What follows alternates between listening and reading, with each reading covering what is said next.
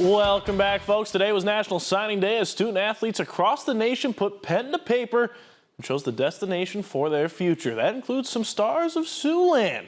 Out at Bishop Heelan, 3 football players were involved in signing day. That includes Cannon Bork, a tight end defensive lineman combo in his time at Heelan.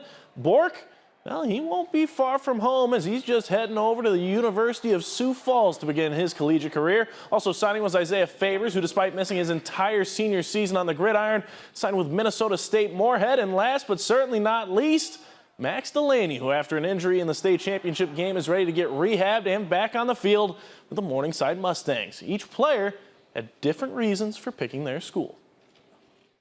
I really liked the coaches and the culture that they had there. You know, the coaches reached out and you can tell that they really cared about you. You know, Coach Gliowski called me one night just before I even committed and just say, how's the season going, how's your knee, and all that.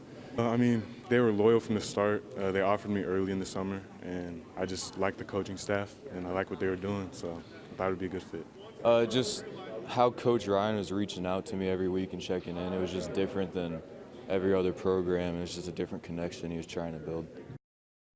Other notable signings from around Siouxland include out in Nebraska, Rowdy Bauer of Norfolk Public put pen to paper. He'll be heading to Lincoln, Nebraska.